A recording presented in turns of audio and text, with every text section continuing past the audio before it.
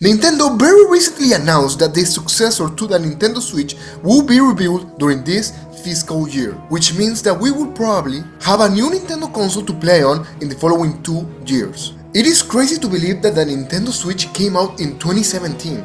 It has been 7 years since this console came out. But you know what else is 7 years old? This video.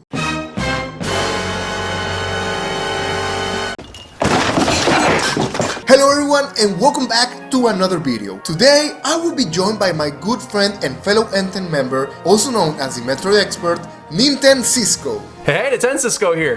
Hey everyone, I'm a big fan of Nintendo. I run a Nintendo gaming channel known as NintenCisco, and I love to cover games like Metroid, Pikmin, and Pokemon. In the Nintendo presentation of E3 2017, they announced the new installment of the Metroid Prime Series, and I was so excited when they did that because the one before that was Metroid Prime Federation Force, and we've been waiting for a new title since Prime 3 Corruption on the Wii. Yeah, so it's been a while. And I for one saw this as a perfect opportunity to start playing Metroid games, since I hadn't played any until that point. However, after the initial review, well, nothing happened. No news, no games, no nothing. But another Metroid game got announced during that time, Metroid Samus Returns, which released on September 15, 2017. This was a 2.5D remake of the 1991 Game Boy game Metroid 2, Return of Samus. And this game looks great, and it is still on my bucket list of must-have games for the Nintendo 3DS. When they remade Metroid Return of Samus on the 3DS, I was so excited because it has been a while since we got a 2D side-scrolling Metroid game, and on the 3DS, it looked great. The introduction of the Ion abilities was really cool and it just opened up a lot more to the gameplay, and it was a really good mechanic. They even brought that into the next installments of Metroids, what we'll get later. So since they announced Metroid Prime 4, we have not gotten any news. It was like they announced it, everyone was excited, and then it just went completely silent. And it's been years, and then we finally got an update, and the update was that they were gonna restart development. Not fun. A lot of us were pretty sad, and I know a lot of people were saying, this is good, this is for the better, and that while that may be true, it meant that this current situation was gonna happen, that we were gonna wait pretty much the entire Switch's life and not get Metroid Prime. But Cisco, what exactly is Metroid Prime 4? Well, DAGG, I'm glad you asked. Metroid Prime 4 is the 4th installment of the Metroid Prime series. If you don't count the spin-off games like Pinball, Hunters, and Federation Force. Ew, let's not talk about Federation Force. The first Metroid game was released in November of 2002, and then Prime Echoes did come out in 2004. 2 years later, and then we had the Metroid Prime 3 Corruption come out in 2007 on the Wii.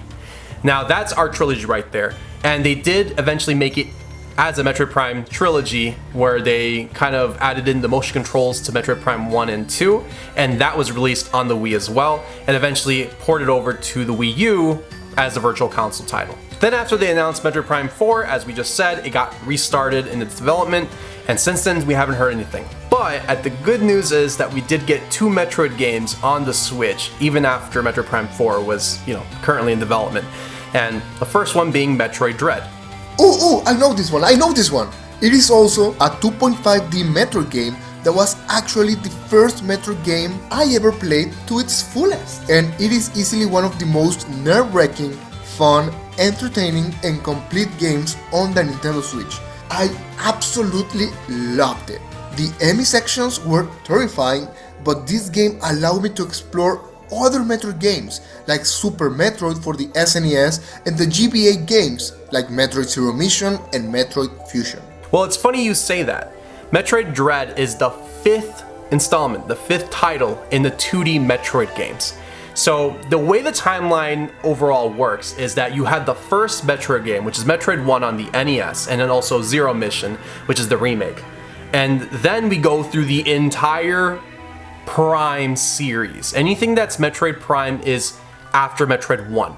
Then you have Metroid 2, Return of Samus, and that starts off that timeline. Well, it's all one timeline. Then you pretty much have it all be the 2D Metroid games. So you have Metroid 2, Return of Samus. Metroid 3 is Super Metroid. Metroid 4 is Metroid Fusion, and Metroid 5 is Metroid Dread. So I did say that there were 2 Metroid games on the Switch that were announced after Metroid Prime 4. DAGG, can you tell me what's the other one that was launched besides Metroid Dread? Yes, of course, that was Metroid Prime Remastered. That's correct. The first installment of the 4 Metroid Prime games. Yes, oh man, this game is just amazing. Easily one of my top 5 games on the Nintendo Switch to this day. It tells the story of how Samus investigates a space pirate research facility on the planet Talon 4, while she faces a lot of powerful enemies and pirates, revealing the secrets of the Chozo civilization. At the end, after beating the pirate leader Ridley, Samus faces off against Metroid Prime, a powerful entity corrupted by Phazon, in a cinematic battle to prevent the spread and influence and protect the galaxy from devastation. The graphics on this game are phenomenal. I couldn't stop playing, and the mechanics and items obtained in this 3D Metroid game was a blast. And thanks to the Nintendo Switch, I am able to play this fantastic game. But Cisco, since the other Metroid Prime games aren't on the Nintendo Switch, I haven't had a chance to play them. What happens in Metroid Prime 2 and Metroid Prime 3? So, talking about Metroid Prime 2 Echoes and Metroid Prime 3 Corruption, it would be easier to kind of talk about the trilogy as a whole because they're all very connected. So in the Metroid Prime universe, in this series, a big plot point is a thing called Phazon, and it's like this corruption, this radiation, and it spreads, and what it wants to do is just spread and destroy and corrupt everything. It's like this crazy, radiation that just eliminates everything. It can come into like a meteor, and once it lands, it just starts spreading. So in Metroid Prime 2 Echoes, what ends up happening, again, I don't want to give too much away, but briefly what happens is one of those meteors hits planet, and you do have a mission from the Galactic Federation to go over there to help some Galactic Federation members. And when you get there, you find all this craziness is happening, and basically what's going on is this radiation, this Phazon, it creates like 2 dimensions, and that becomes the gimmick of the game. And what's going on is you're doing your mission there. I don't want to give things away.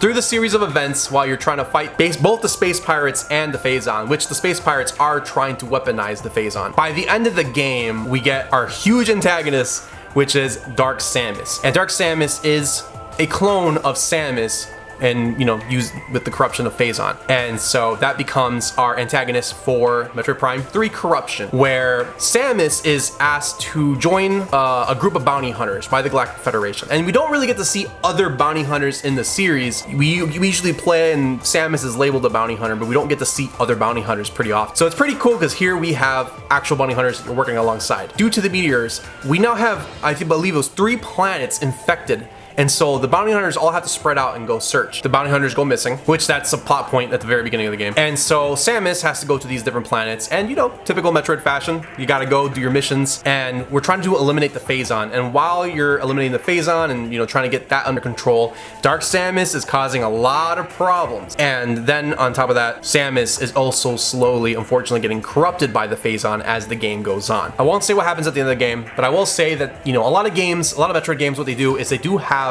cutscenes or a little reward for completing the game on a certain completion rate or a time, and Metroid Prime 3 Corruption is no different. And at the very end of the game, we do have a certain bounty hunter that we knew from a previous Metroid game following Samus's ship at the very end, which leads possibly to the events of Metroid Prime 4. And there, I'm done. I'm sorry. I'm sorry. I hope I made that as simple as possible without going too far.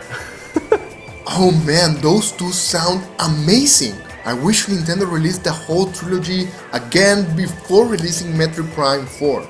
Similar to what they did with Pikmin, in which you get an excellent enhanced port of the first 2 games, the deluxe edition of Pikmin 3, and the brand new game Pikmin 4. Do you think there is a chance to get Metroid 2 and Metroid 3 on the Nintendo Switch or the Nintendo Switch 2? Metroid Prime Remaster was a shadow drop. I believe Metroid Prime Remastered that we got on the Nintendo Switch was already ready to go. They cooked that. They said, anything we can kind of throw on the Switch? Oh yeah, Metroid Prime Remaster, forgot about this one. Here you go. And that game was beautiful. That was not a remaster, that was like a remake. I think because of how easily they were able to release Metroid Prime Remaster, like a flex, I don't see why Metroid Prime 2 and 3 also couldn't get the same treatment. So my answer is yes. I'm actually surprised we haven't heard of Metroid Prime 2 Echoes Remastered yet. Yes, I do think 2 and 3 are coming to the Nintendo Switch or the Switch's successor. But coming back to Metroid Prime 4, what exactly do we know about the game besides it being restarted back in 2019? Well, we're not too empty-handed, DAGG. There is an image that Retro Studios released showing a little bit of an update of Metroid Prime 4. However, I do think that might be a really quick Photoshop. It looks like almost the artwork is reused. I don't think that's something completely original, but it's something that we got. Outrageous! This is outrageous! So anyways, Cisco, this is my question for you, the Metroid expert. I truly believe that Metroid Prime 4 is not coming to the Nintendo Switch. But I have a feeling that it will be the launch title for the Nintendo Switch's successor, just like Breath of the Wild was for the Nintendo Switch. So what do you think? Will it come to a Nintendo Switch? Will it launch for the Nintendo Switch too? What are your thoughts?